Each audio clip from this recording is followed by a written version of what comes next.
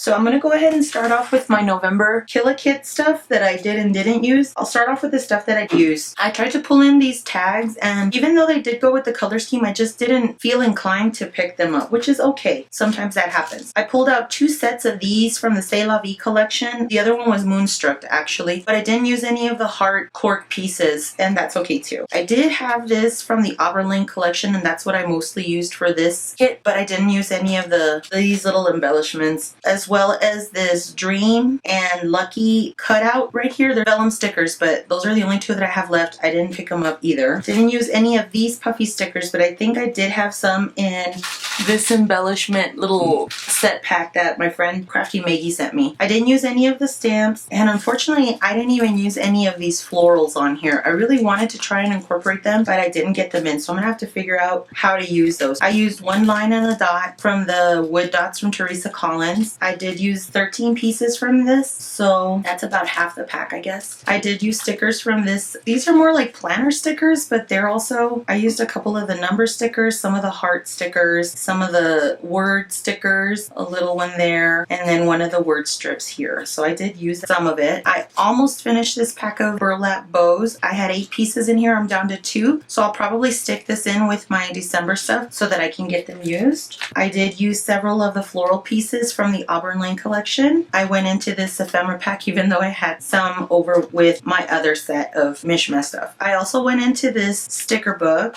and I did use several of the alphas from here from the front side. I did use a couple for titles from this older thicker set, which I'm very pleased with, and I did use 1 label sticker. I recall seeing it on the layout.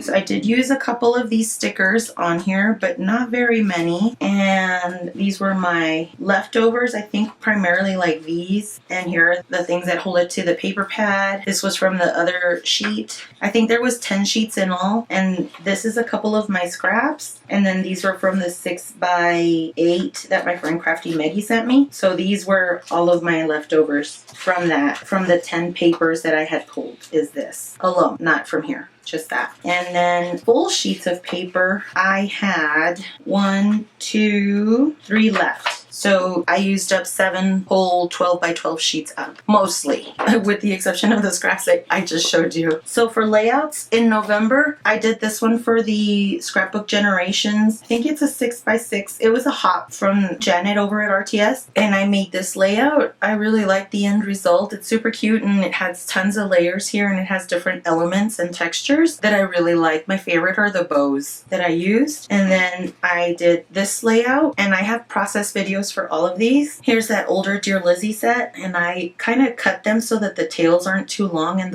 I feel like the letters fit together better. And then I also Frankensteined this T. It has these 2 little, it was from an L, and I added these little 2 pieces there so that I could have another T because I didn't have any more. And then I did this one titled Family Traditions, and what I used was a printout of a word, and what I did is I punched the pattern paper with a needle, and then I backstitched it with some embroidery floss, and then at the end when I finished my layout in the process, you could see that I outlined it in white pen, and that really helped the title pop off of the page and not blend in so much to all of these warm colors on the page. But I really love how this page came out. It's one of my favorites for this last month. And then this one I did for the collective, and this was a lot of fun to put together because it was kind of like just all the different bright colors, and it looks like mixed media page, even though I didn't do the background was already like that to this pattern paper, and then embellishing with different textures. And I like the way that I used the multicolor font, even though I don't do that all the time. This is a lot harder for me to do because usually it doesn't make sense to me in my head, but I like this block that I used from the pattern paper. I just cut one of the strips out, and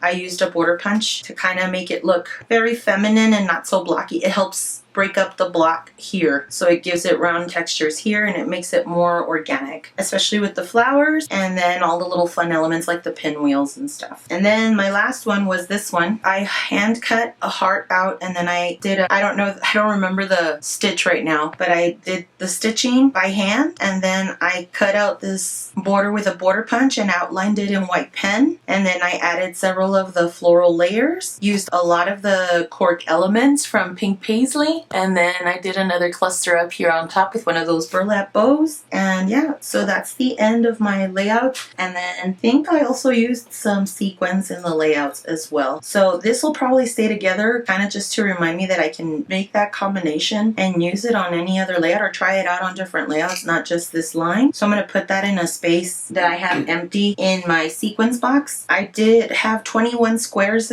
of these at the beginning. 7 is all I have left, so I used about 13 squares somewhere in the process. So if you have any questions or comments, leave them down below. Give this video a thumbs up if you enjoyed. Don't forget to check out the other process videos, the collective as well, the Mini Kit Monday Ladies, which is why I made these layouts.